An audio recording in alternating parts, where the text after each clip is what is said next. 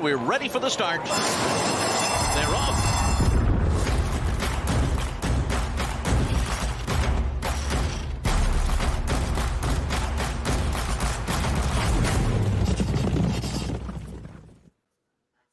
TGIF, everybody. Welcome into the First Call podcast. I'm Jeremy Plonk with First Bet and Express Bet alongside Jeff Siegel. Each Friday, we take a look at 8 weekend stakes races, and we've got a big weekend, Keeneland and Laurel, and we've got action at Oaklawn as well in Stakes Company. And Jeff, we're going to talk a little bit about the Triple Crown because today at expressbet.com and around our family of websites, you unveiled your deluxe dozen for the Kentucky Derby. So we must be getting close to the big one. Yeah, we are getting. We've got one more prep in the Lexington, and other than that, we are ready to go. We just have to hope that everybody between now and then that has a horse in the race will have good luck and not have to get that dreaded phone call that we all as owners have gotten from time to time.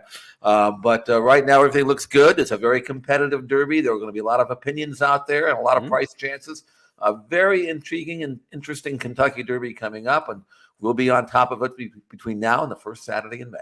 And, of course, the third Saturday in May is the Preakness. The third Friday will be the Black-Eyed Susan. It's a big weekend for those two races at Laurel Park as they have win today, see you in May, which is a creative way of saying win and you're in races on Saturday for both the Black-Eyed Susan and for the Preakness Stakes. So the Weber City Miss and the Federico Tessio this Saturday at Laurel Park will be part of that win and you're in towards the Black-Eyed Susan and the Preakness. And speaking of Preakness, how'd you like to get an all-expense-paid VIP trip to the Preakness and a $20,000 bet on the race? It's the Big Bet Sweepstakes with Express Bet and First Bet. How do you play? Just make a bet between now and Preakness week before we pick the winner. All your wagers give you another entry into the contest. So go to firstbet.com or First Bet app or expressbet.com. Get into the Big Bet Sweepstakes. Make your plays. Again, every wager between now and the cutoff date for our selection of the Big Bet winner will give you another entry into the prize pool. 20 grand to bet the Preakness, that'd be just fine with me. And that trip to Baltimore VIP experience as well, just a little bit extra incentive. If you like to play the big handicapping tournaments this weekend, Keeneland hosts the $3,500 Grade 1 Gamble, one of the richer handicapping tournaments on the calendar each year, but one that pays big time prize money. If you can't make it on track to Keeneland to play, ExpressBet is one of your virtual outlets to do it online. So expressbet.com will offer a qualifier today. $3,500 sounds a little steep to get into the handicapping tournament, Jeff. We got a $100 feeder tournament today. So play the Keeneland races today at expressbet.com in the $100 feeder tournament, and you could qualify for Saturday's $3,500 Grade 1 Gamble and play against some of the top handicappers in all the land. Okay, before we get into our 8 stakes races to handicap this weekend, Jeff, we did hint about your Derby Deluxe dozen. I added in my countdown to the crown list of my top 12. Here's the way we see the Kentucky Derby as we hit April the 14th. You are going on top with the colt from Japan, pictured below, Dermo Sotogake. Tell us why.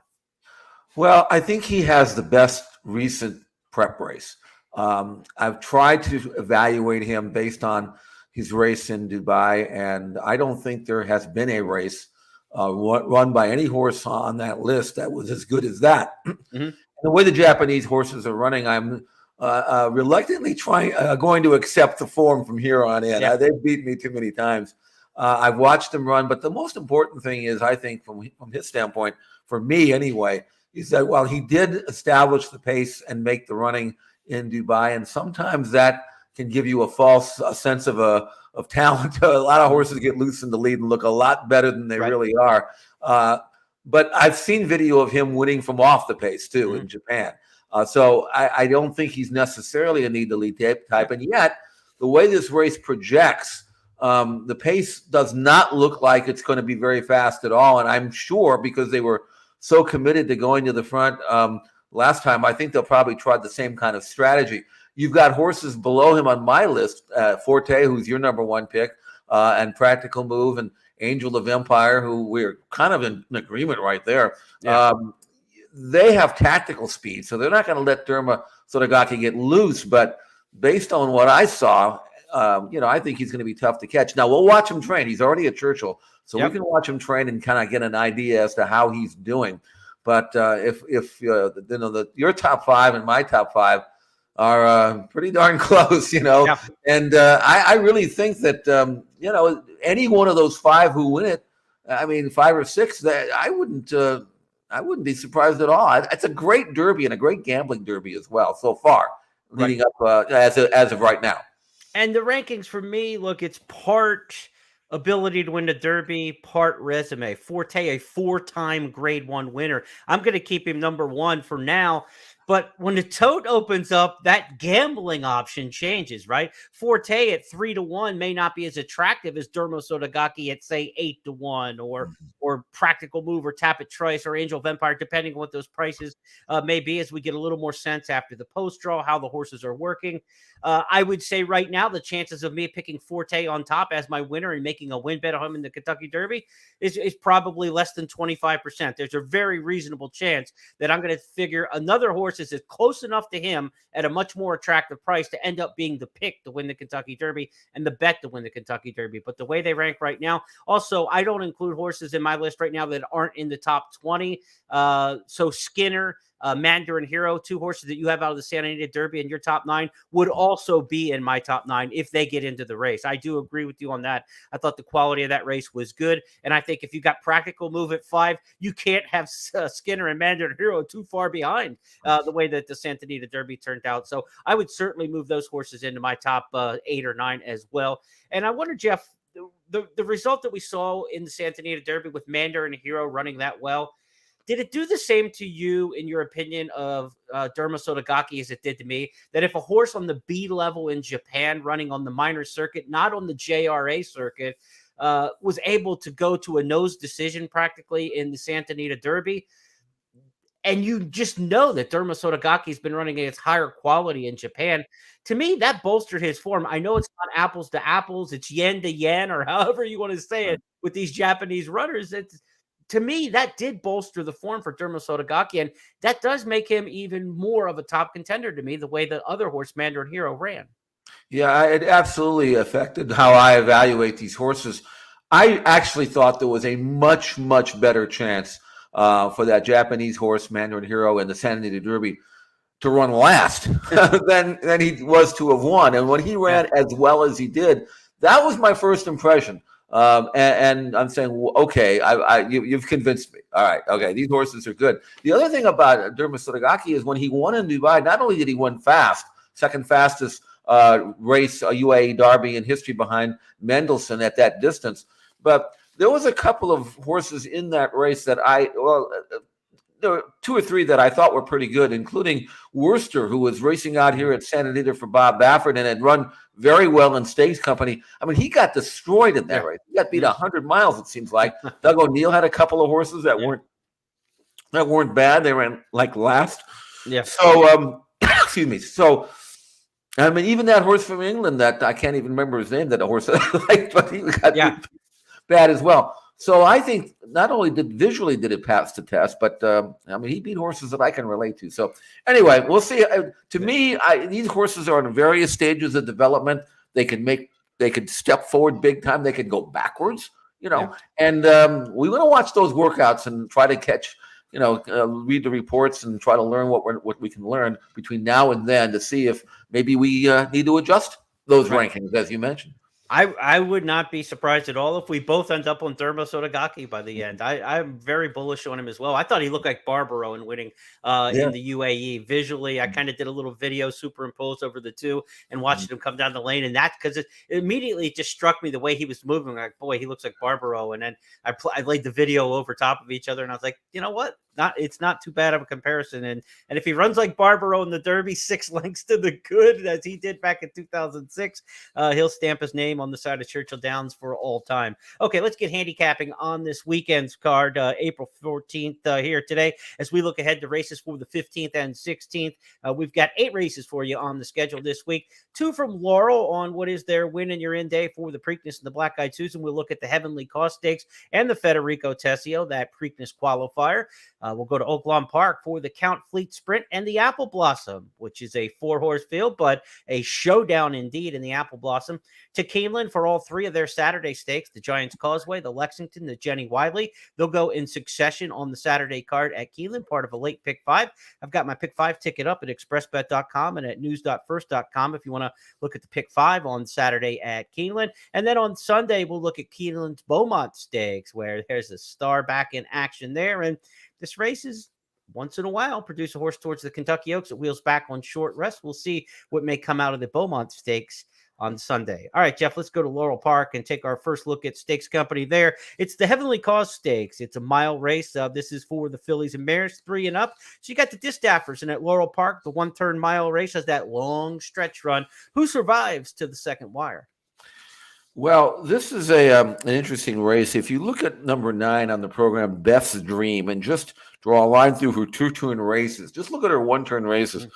She's amazing. Her 1-turn races have produced, from most recent backward, an 8-length win, an 11-length win, an 8 3/4 length win, and a 9 1/4 length win. Those are just her 1-turn races. Forget about the 2 turns. Right. So I don't think she just won going a mile at Gulfstream Park by 8. She earned a 93 buyer number, which is not a career top. It's very, very fast. Yep. And she had a recent race off the bench. Outside draw at 2-1 in the morning line. I mean, I can see her just grabbing control early and running everybody into the ground. Yeah. There's another filly in here, Jeremy, that's pretty good past the Champagne. You remember her? She was beaten ahead in the Ashland as a 3-year-old filly. She's been up and down since then, but I mean, she's not an empty stall. But the way Beth's Dream pulverizes her opposition, I don't see any reason why she won't do the same here. How do you get beat ahead by Malathot and then only win 1 of your next 4 starts? It's been a tale of 2 careers. Maybe that race zapped her against Malathot, and it's certainly the Kentucky Oaks, but past the Champagne now, back at age 5. You had mentioned Beth's Dream. Let's go back and look at her last victory at Gulfstream Park. It was back in March when things were a lot drier at Gulfstream Park. Of course, racing canceled the past couple of days because of the flooding conditions. Certainly, we send out our good thoughts tidings to the horses and the horsemen down there at Gulfstream Park during this wet time. But boy, when it was dry, it was fast for Beth's Dream last time out. Beth's Dream appeared to relax while angled in the clear, and she's now taking up the slack nicely. A gap of 5 to Jungle Juice. Haven't heard from the back markers yet, as Beth's Dream has ran to the lead. There's a 1/4 mile left to go, and Beth's Dream leads by 5 lengths. Now make it 6. Music City Star, Jungle Juice, 2nd and 3rd. Soul of an Angel is underway with a ton of ground to make up and a very classy Daughter of Jess's Dream to catch. And she can only think about it because it'll never happen. Best Dream in high gear and long gone. It's Best Dream and jockey Jose Ortiz. He's posing for the picture and gears are down. Best Dream in a romp. 2nd is Soul of an Angel. Jeff, that's one. If you're on track at the quarter pole, you've already turned around and you're walking to the cashing window. At that point, you don't even need to watch the stretch run the way she was just geared down easily in that one. I mean, that's a good filly. She didn't change leads, but I didn't think the jock really cared. He just get her home, get it home without spending any energy whatsoever was what she did. And she still ran very fast. And again, I love that outside draw. She likes to be out there anyway. And then he can just kind of stay out there and just kind of look over to his left and see where the opposition is and then just kind of coast around there. So, but when Best Dream can get a race like that, and she's fast, but she doesn't run off or anything like that. I mean, she sat 2nd here easily. It makes her a very, very hard filly to beat. So at 2-1 and probably going lower, I'm very, very interested to see Best Dream run in the Heavenly Cause. It's a good race. She'll get about 400 feet of additional stretch to run with compared to Gulfstream, and then that second wire finish at Laurel Park on Saturday. Want to remind you, race number 8 next up on the card at Laurel Park is the Frank Whiteley Stakes. That is our express bet race of the week. If you want to get my analysis for that, you can get it in the email newsletter each week at expressbet.com and First Bet. You can also check that out on the blog section at both websites. I've got Factor It In taking down the Frank Whiteley Stakes in race number 8. Let's skip to the 10th race on the card. We want to remind you too, the ninth race is the Weber City Miss Stakes on Saturday at Laurel Park. We're not going to handicap that one here, but that's the win and you're in for the Black-Eyed Susan Stakes in race number 9. To the 10th we go now, Jeff. It's the Federico Tessio Stakes. This race, 125,000. A mile and an eighth is one lap around the 9-furlong oval there at Laurel Park, and you've got a short stretch or a short run into the first turn. Big field of 9 in here, so position will be important. You won't have to worry about position with your runner, though. Coffee with Chris drew the rail. He did, and he had the outside draw last time out in the private terms, and he never really got over. But I think from the rail, he's going to just kind of drop into a great spot. I don't think necessarily he has to be in front or anything like that, but it's always good to save ground when you got that short run of the clubhouse turn. And I think what we'll find is Coffee with Chris is going to take full advantage of it. He won the Miracle Wood 2 races back. That was a one-turn mile. I think a mile and eighth might be stretching his limit, but on the other hand, the trip, the numbers, the consistency, the proven form with Laurel, that lovely inside draw, all leads me to think that Coffee with Chris is in a really good spot to get back in the winner's circle. And he's been very consistent lately for a horse that ran for a tag earlier in his career, but I think he's a little bit better than that. Yeah, and last time out in the private terms, he did go 2 turns at Laurel, so he's got some 2-turn experience. And he took on a Kenny McPeak trainee in there that Hayes Strike, who came in and won and then went to the Bluegrass Stakes out of it. Let's go back to the stretch run of the private terms. 3/16 left to go, and on the outside, Hayes strikes the front. Coffee with Chris willing to give that one a battle. Just a neck behind with an eighth of a mile left to go. It's Hayes Strike, Coffee with Chris. Hayes Strike kicking Coffee with Chris. Hayes Strike in the private term stakes to win. A win by 2 from Coffee with Chris. Circling the Drain was third. I like that he kept trying there, Jeff. Yeah. He was not giving way there. The Hayes Strike was just better that day. The rest of them didn't decrease the margin at all. Coffee with Chris with the rail. Jeff's pick in there. Prince Jericho's an interesting horse. I thought he might be among the best horses in Maryland this year. He disappointed me last time when he got beat by Coffee with Chris in the Miracle Wood going a mile. But I do not think the Son of Munnings from an outside post draw stretching out to the mile and an eighth is in a good spot. I think he's going to come up a little wanting in the end in this spot from that post position, stretching out. I think he's vulnerable here, and he'll probably get bet again. He gets bet almost every single time he steps on the track. So Prince of Jericho is probably an underlay in this race, and if you can get a little bit extra price with Coffee with Chris, that's a good thing. Let's go back to the schedule here of races that we're going to look at here on the podcast as we switch gears from Laurel Park to Oaklawn. We want to remind you that every race on this schedule except the Apple Blossom is part of our $10 money back special with all key stakes races this weekend when you bet with First Bet and Express Bet. The $10 money back special means if your win bet finishes second or third, you'll get up to $10 back of your bet. When you play with First Bet and Express Bet, all 7 of these 8 stakes races qualify for the contest. The Apple Blossom will not due to its field size. But let's go to a big field in the Count Fleet Sprint first up at Oaklawn, Jeff. It's race number 9 on the card. And, of course, Count Fleet, a Triple Crown winner. The sprint race, though, has got the horses going short at 6 furlongs. Who'd you settle on in this nice field of 10? I settled on Strobe on the outside, and that primarily because he's on the outside, because I think he's the kind of horse that he's not blazingly quick or anything like that. I mean, he's fast, but he's not like 21-1, 21-2 type fast.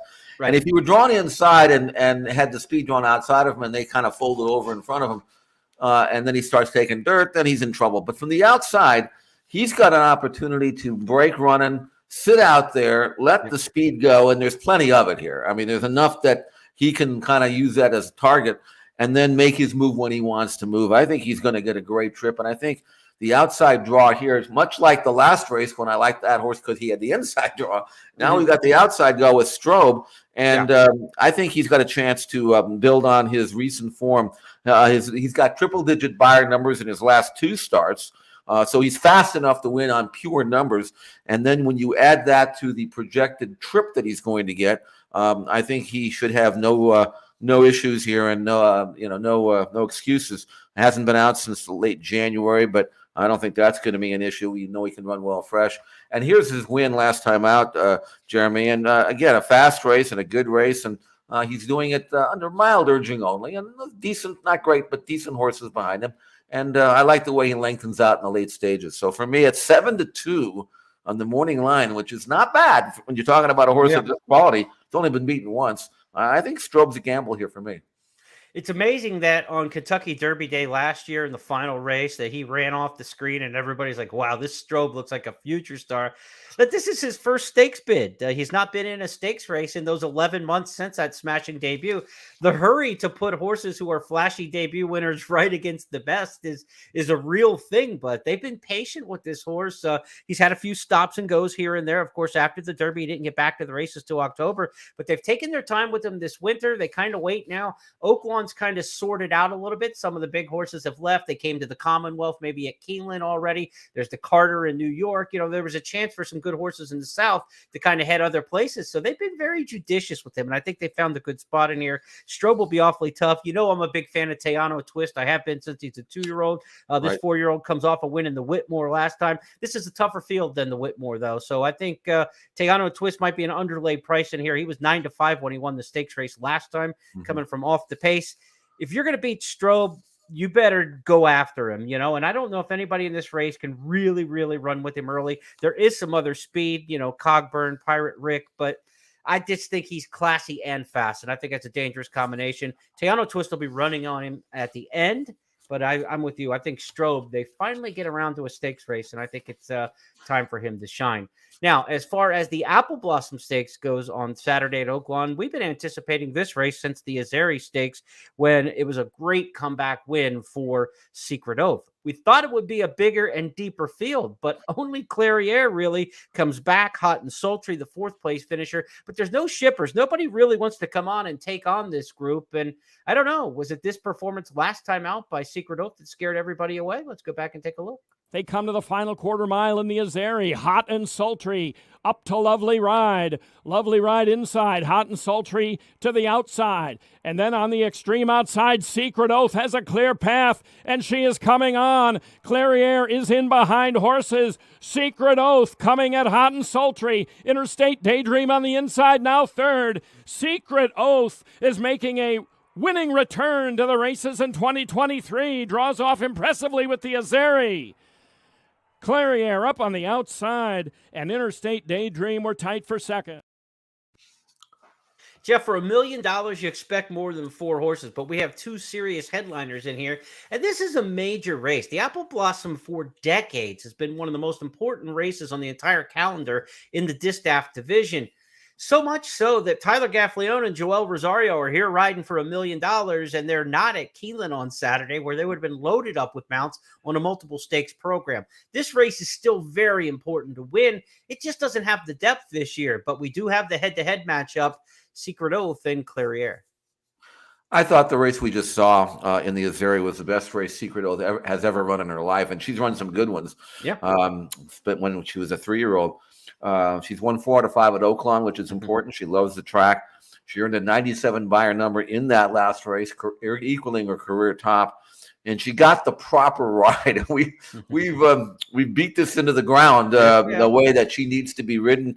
And Tyler never really asked her to run at all until they straightened for home, as opposed to the half-mile pole or the 3/8 pole, which everybody else seemed to be riding her that way. And with only 4 horses and with a race that figures to be very slowly run early, I don't think Tyler's going to have to do anything with her until they straighten for home, because they're all going to be kind of 2-minute licking to the top of the stretch. Yeah. And from what I saw, Secret Oath has the best kick. So I'm looking forward to Secret Oath not only winning this race with authority, as she did last time out, but then going on and proving that she's just not an Oaklawn horse, because she has a chance as a daughter of Irrigate, and they figure to get better with age, to be the top dog in the division. And based on what I saw in her last race, she has that potential. So while there's no gamble here at 4 to 5 in the morning line, although quite frankly 4 to 5 might be a steal, I think, if you got it. I think this is a race that I'm very interested from a sporting aspect to see if Secret Oath can build on that very impressive 4-year-old debut she had back in March.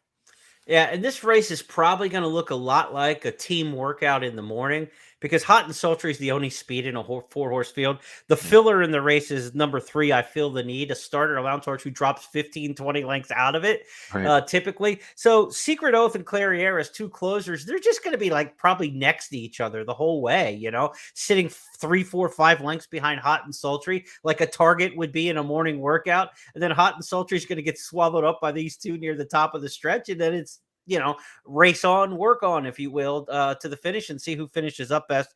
If the last race was any indicator, Secret Oath will outfinish Clariere in this particular spot. Again, Tyler Gaffalione, Joel Rosario on a day with 3 big graded stakes races at Keeneland are on the road. I know this is $1 million race, but this is a really important race. And these are 2 really important horses to both riders in the Breeders' Cup Distaff division and throughout the course of the year. So great to see them on Saturday matching up at Oaklawn Park. Like you said, not a gamble, but certainly a great race that we want to watch for sure. That's must-see simulcast TV for sure at Oaklawn on Saturday. Let's go back to the schedule as we switch from Oaklawn Park and switch gears to Keeneland on Saturday, where there are 3 stakes races that go as races 8, 9, and 10 on the card. Giants Causeway for $250,000 for the turf sprinters. Then the Lexington for $400,000 for the Triple Crown aspirants. And then we'll have Jenny Wiley for $600,000 going to mile 16th on the turf for the middle distance distaff turf division.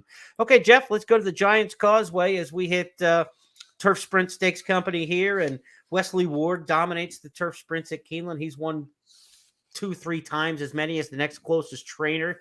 If you look back over the last 10, 15 years, he's got Happy Soul in here. He's got Twilight Gleaming. He's got 2 big shots. But there's a filly from California for Phil D'Amato who could really run in Amy C. D'Amato's already won 2 races this week at Keeneland. He won one on Wednesday. He's won one on Thursday. The California horses have done well shipping into Keeneland so far this meet. Are you staying in your backyard with Amy C, or are you defaulting to Wesley Ward? I'm going to stay with Amy C. And again, if you look at the form, you see a definite pattern here with Amy C as opposed to some of these other horses that can do one or the other. She is a sprinter. And they've tried to stretch her out. And guess what? She's not a 2-turn horse. But if you look at her sprint form only, just draw a line through all the route races. She won the Las Ciénegas back in January 2nd. That's down the hill. I'm going to call that a 1-turn horse, even though it's not that way. And then she won the Senator Ken Matty during the fall meeting, did that. You go back even farther than that. She was an allowance winner at Santa Anita, again down the hill. And all of her other races are route races. Guess what? She's a sprinter. I think Phil figured that out. Now, she was actually entered at Santa Anita, I think it was last week. I'm pretty sure, a week before. In a turf stakes, and it came off the turf. So they scratched her. So they kind of pulled an audible here and said, well, look, she's spot on. Let's send her to Keeneland. And she had worked, even though she has not been out since January 2nd, she worked really, really well leading up to that Santa Anita race a couple weeks back. And so I loved her that day. And then, of course, when the race came off the turf, Phil said, okay, I'm not going to mess her up. It's a long year. I don't need a dirt sprint for this filly. I can win it with my other one, which he did. So I think Amy C has a very good chance at 6-1. Reese Billy, who knows her well, goes back to rider. That makes sense. And what I like about her is she's got the perfect style where she can sit 3rd or 4th, and she gives you that blast from the quarter full home. She's not on one of these open up and hang on type of fillies. She's not a deep closer. She is 6-1. Now that's a gamble for me. There's some good horses in there. I mean, there's some fillies in here that have numbers that are just as good as her. You could certainly make a case for, but I think Amy C is going to run through the roof, and I like her. Let's give the viewers a chance to see her win in the Las Ciénegas. Amy C with a clear shot on the outside, and widest of all, Countess Rosina, an 8th to go, and Amy C goes to the front, opens up 2 on Countess Rosina. Freedom Flyer fights on. Lady J splitting that pair. It's Amy C. Amy C wins the Las Ciénegas. She's really well drawn in this stakes race, Jeff. She breaks from the 5-hole. I've said this many times at Keeneland, though, but it's worth repeating every time. Posts 3, 4, and 5 have a huge statistical advantage in the turf sprints with full fields at Keeneland. They win well over 40% between the 3 of them. Statistically, they should win 25% based on 3 out of 12. And the average winner is about 10-1 odds of those 3, 4, 5 winners. So it's not like it's just coincidence. There's been a bunch of chalk that happened to draw the 3, 4, 5. It is advantageous to be in those spots. So you got Ward with Happy Soul. You got the 4 Ouvre and the 5 Amy C in those power posts, as I like to call them. And I think 2 of the best horses in the race are Happy Soul and Amy C. And of course, Ouvre, all she's done is won 5 in a row. So you may have the 3 best horses in the race and the 3 most advantageous post positions. Yeah, I think you want to definitely line those up. One other horse I want to throw in here, because if you followed the nice job that you and Brian Natto did all season long on those Coast to Coast Pick 5 previews, he spotlighted Little Jewel a few weeks back in her first stakes attempt in the Captiva Island. She is a very visual visually impressive filly, turf sprinter for Carlo Vaccarezza. I would not be surprised if Little Jewel is this good. She's got a tough draw out there in the 11 hole, but she's got a lot of talent. She's one to keep an eye on. This is a tough spot. If she can run top 4 in here, I think she's a filly to watch. Lightly raced, tough post, but if she hits the board in here, she's going to win something pretty good in the filly Ameriturf Sprint division as the season goes on. Let's move to race number 9 on the card. It's the Stone Street Lexington Stakes, Grade 3, $400,000 here. Mile on the 16th, 20 Kentucky Derby points to the winner, 8 for second, 642, I think, is the rest of the way down the line. The only relevant number in terms of those points, I believe, Jeff, was probably the 20, because I think if Disarm, maybe the 8 could get Disarm over the top and into the field. Disarm could get there with a 1-2 finish, because I think he's sitting there with 40 for running second in the Louisiana Derby. So 8 would get him to 48 and would bring him into the field. So I misspoke there. The numbers that are important are 1 or 2 as far as the finishes here, 20 points or 8 points in terms of Disarm. Nobody else can get into the Kentucky Derby field no matter what they do here. Points-wise, they could be pointed towards the Preakness Stakes. We often see horses come out of the Lexington and go on to the Preakness, so that could be a path even for Disarm if he's not able to make it into the Kentucky Derby. But he seems to be the one in the Lexington Stakes who's using this as a springboard to get the points. Everybody else is kind of developing and rising, light resumes in many cases, but he's trying to get to the Kentucky Derby. So his goals are a little bit different than the others. How does that shake out? Well, you know, we had a very long discussion about the Louisiana Derby, and you loved King's Barnes, and you were spot on there. I like Disarm, and I was thinking that the winner would be whoever got the proper ride, and King's Barnes certainly did. In a paceless race, you could see the jock on King's Barnes really, you know, out of the gate, let him roll out of there to establish the pace. And Rosario, for some reason, and I don't know why these guys can't read a racing form, but there was no pace in the race. And Disarm came out, and Joel, he broke, and he did this. I said, okay, the race is over. The race is over before they crossed the wire, because there's no way you're going to give a horse like King's Barnes 2-3 lengths head start. And not only did that cost him the race, but Disarm got behind horses. So now he's doing this to half the race. Finally, he got clear in the top of the stretch and finished well, but the winner has been coming back. Right. And yet Disarm still finished almost 3 lengths clear of everybody else. And he's the kind of horse, because I've watched all of his races, where he does not have that blast, that turn of foot. He's a grinder, and you got to get him in the clear so he can make an extended run, which is what he needed to do. He still ran really well, and then being by gun runner, and he earned a career top number in the process, and it was just his 4th career start. There's still further improvement in him. Now they switch to Ortiz, Jose, and I think that if I'm, again, I said this last time, but I'll say it again. If I'm Asmussen, I tell him, I want you coming out of here riding like it's a quarter horse race. I don't care if you're in front, but you give this horse too much to do, he's not going to win. You got to put him in the fray. So if he comes out, you know, then I think he'll win this race. And then going a mile and a quarter, who knows what might happen if he comes back in the Derby. But I also looked at First Mission. On form, it looked like he won a maiden race that was very impressive. And I think he's a decent sort of colt for, you know, I mean, I could see him improve. I just don't think he beat anybody that day. I mean, he was 20 cents on the 30 cents on the dollar, and I'm just not sure about his quality, but I could see him move forward considerably and be a factor here. But I just hope Disarm gets the aggressive ride he needs, and if he does, I think he'll win this race. The horse he beat, St. John's, I believe is in, that's why I'm reaching around for my past performances, because I saw the name. He's in at Keeneland. I think he's on Saturday's undercard. No. Where did I see that name? I think St. John's in. Maybe he's in on Sunday, but to try to get a little gauge on, you know, what he might have potentially beat in that race. First Mission for Brad Cox, Demolition Duke for Brad Cox. He's won this race 2 of the last 3 years. Horses like Owendale, and then last year Tawny Port. Both those horses ended up in Triple Crown races out of this race. First Mission, Demolition Duke, both Triple Crown nominees. You could see them as potential Preakness horses if they were to run well here. Brad Cox at a mile and a 16th at Keeneland is pure poison, man. He is hard to beat, though. 32% win rate. This horse is going a mile and a 16th. They love that short stretch. You know, the Brad Cox horses tend to turn for home and have that re-break energy at the top of the stretch. And then all you got to do is get to the 16th pole. And I think that's statistically a common sense reason why that statistic is so good at Keeneland for the Brad Cox trainees. The way they come off the turn and usually have that shot of energy at the top of the stretch. I think that makes his horses a factor in here. But you've got to beat Disarm. He's the class of the field. Let's Let's go back and look at his grinding finish in the Louisiana Derby, Jeff, and see. You'll see, like you mentioned, he had too much to do against Kingsbarn, but he did keep trying through the wire. In the meantime, it's still Kingsbarns. Kingsbarns 1 furlong to go, and Kingsbarns looking to finish them off in the Louisiana Derby. And Kingsbarns has opened up 5 lengths now on Disarm, who's gained second from Jason's Road. Chopper's Revenge. Instant Coffee is next, but it's Kingsbarns and Flavian Pratt. Kingsbarns undefeated, 3 for 3. Kingsbarns won by 4 from Disarm. Jason's Road was next, then Sun Thunder, Shopper's Revenge, Instant Coffee, and Tabit's Conquest. Kingsbarns goes wire to wire.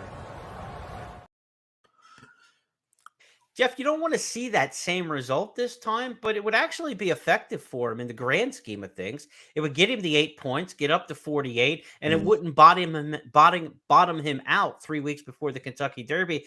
Not to play conspiracy theories, and I'm sure they're in this race to win, and it's worth $400,000, and I'm sure Jose Ortiz would rather have the winner's share than the place share in this particular spot, but a similar effort from Disarm wouldn't be the worst thing in the world, but you just think on ability alone, you want to see him win the race, right? Yeah, I would think so. And you know, we don't know what kind of quality he's racing in here, what the upside is. There's one horse I do want to mention though, Empire Strikes Fast. This is an Empire maker who was gelding, who was 23-1 first time out and beat Dreamlike, who came out of that race and ran very well in the Wood. I don't know how great a race the Wood was, but it still was pretty good. And he earned a 92 buyer number, which, if accurate, makes him a threat. I don't know how good or how well regarded he was or is. He was a big price in that maiden race at Gulfstream, but he was close to the pace. It wasn't a great pace, but at least he was forwardly placed. And I don't know what kind of leap he's going to make between that race and this one. But he does have a bullet work at Payson Park, so he's obviously doing well. We don't know about this horse. I mean, what if he moves up a couple of lengths? He's right there, maybe even wins it all. So this is a very intriguing addition to the Lexington. Even if it doesn't produce a major Derby player, it could produce a Preakness horse. So it's definitely worth watching for sure. The Arabian Lion in here, we didn't mention him. You know, this is the $600,000 Baffert Xenon Stables runner who was so hyped coming into the allowance race on Breeders' Cup week here and got beat last year by Giant Mischief, the Brad Cox runner. It just hasn't panned out as a 3-year-old trying to go long. Now he's going to be stuck on the outside. You get Irad Ortiz, Bob Baffert, $600,000 horse who's run well over the track, but I don't know. The outside post here and the way things have gone for Arabian Lion, he feels like plan B in here to me, because we talked privately, or, you know, not in our podcast, but you and I have been waiting to see Cave Rock in this race for about a month or two, right? We just kept thinking Cave Rock's back on the work tab. He's not nominated. You know, he's not going to go to the Triple Crown. Baffert didn't ship him out of the stable. My own 16th, or wouldn't run in the Derby. My own 16th, and the Lexington might set him up to be a Preakness horse. But no Cave Rock in here, and you end up with Plan B, Arabian Lion. To me, that just doesn't feel right. I don't think this is, quite frankly, Baffert's idea. Okay, I think it might be. He might have been pushed a little bit by the owner, but Cave Rock didn't work last week, so something must have happened to him that I don't know about. But anyway, from that outside draw and from what I've seen of Arabian Lion, I if he wins, he wins, but not with my money. I'm not. First of all, I'm not sure how good he really is anyway, and second of all, I'm not sure he's a router. I mean, he just. I mean, he was in a 4-horse field from the rail last time out. He got away with slow fractions and just threw up the white flag when they went at him. And even though he continues to work fast, that doesn't prove anything to me. So and from that box, I mean, you can't even. You just got to bust out there and open up. And I'm not sure Arabian Lion can do that. So anyway, let's see what happens. It's a good race. It's an interesting race, and there's some horses in here that have a chance to really improve overnight and make themselves known in the next month or so. And for the sake of my fantasy team, I could use First Mission in here. My fantasy team has been god awful. God awful. In fact, I got my first points last week in the Wood when Hit Show ran second, I guess. So you say it's been god. Jeremy, are you in the hot seat then? Yes, the general manager will be getting rid of me and replacing me with somebody with better analytics, I think, next year. I've done typically very well in that media fantasy league over the years, but man, this year just dreadful. I took Faustin off the bat. He got pulled off the Kentucky Derby trail. Just nothing I've done has worked right for it. And maybe we can get in the back door here with First Mission in the Lexington and then go on to the Preakness. Maybe there's still hope yet to kind of get out of the basement in the national media standings. Let's go to the Jenny Wiley Stakes next up at Keeneland. This is our feature race, $600,000 grade 1 here. It's Chad Brown territory. He's won this race 4 of the last 5 years, 5 of the last 8. He's got In Italian back for her first start of the year. The last time we saw her was in the Breeders' Cup, filly and mare turf, and she almost took them all the way. In Italian, who turns for home in front.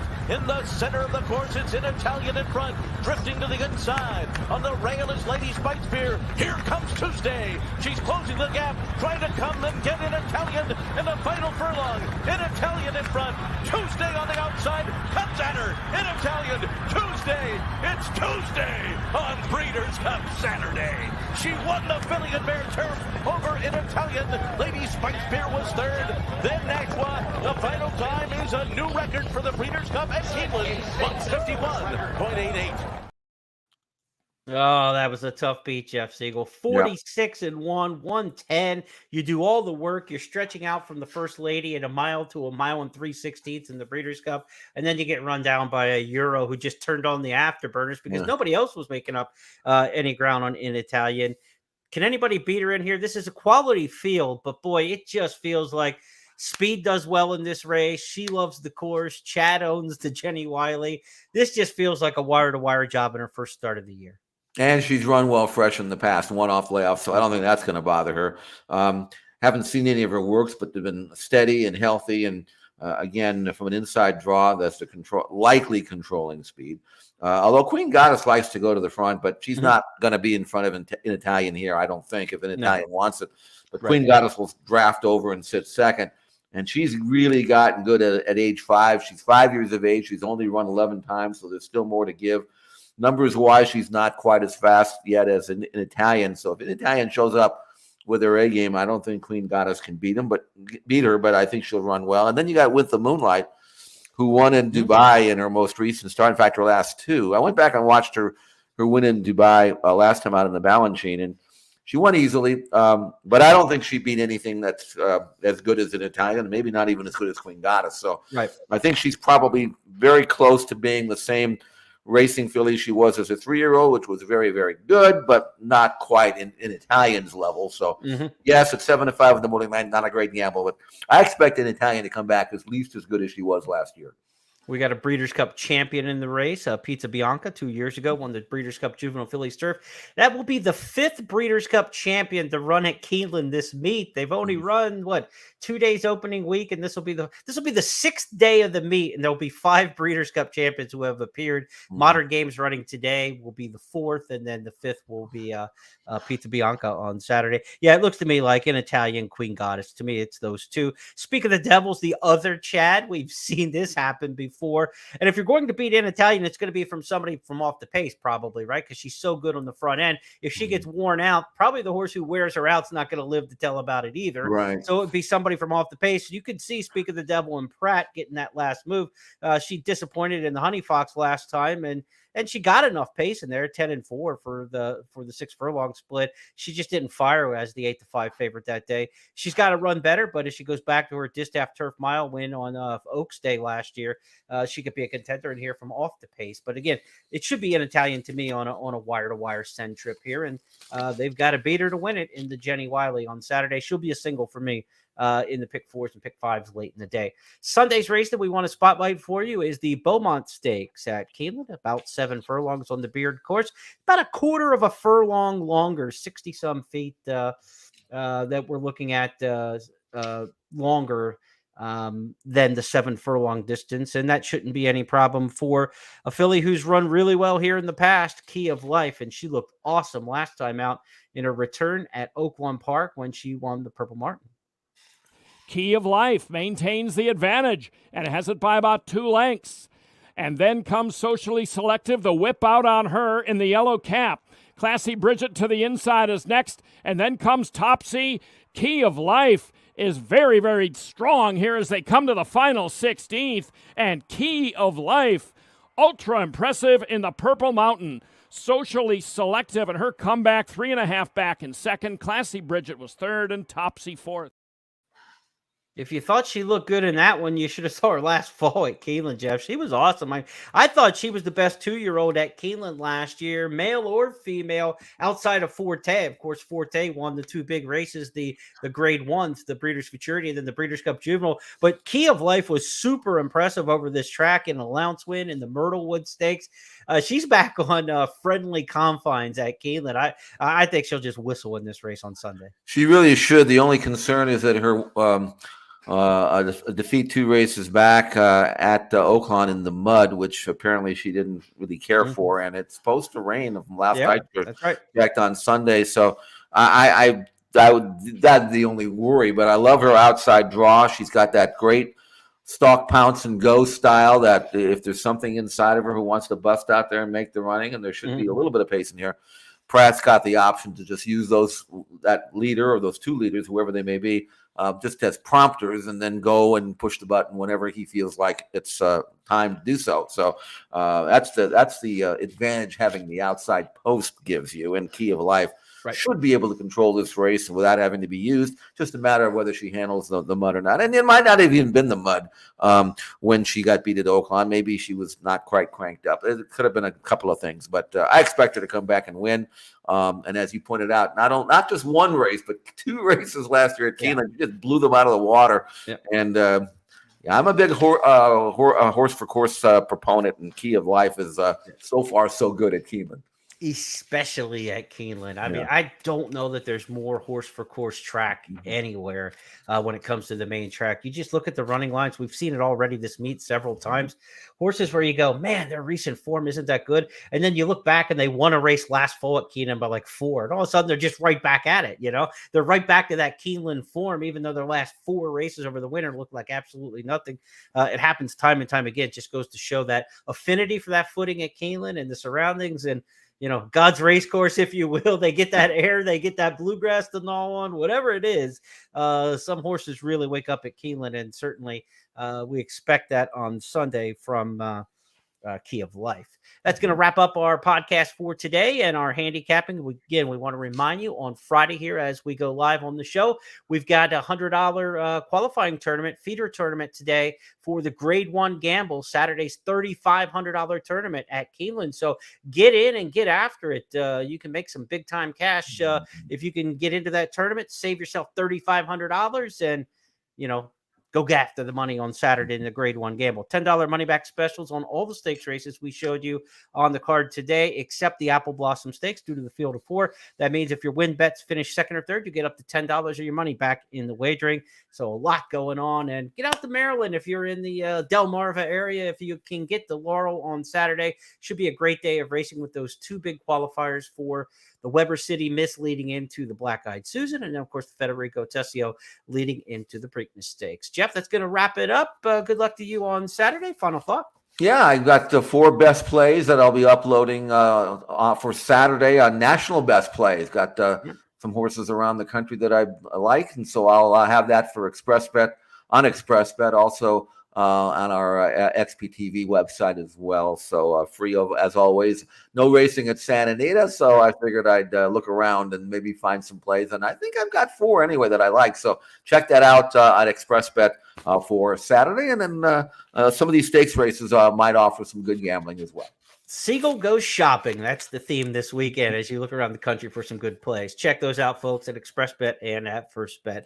On behalf of everybody with FirstBet, my partner Jeff Siegel will be back on Tuesday to wrap it all up on It's Official. But until then, good luck at the races. A lot of great ones coming up this weekend.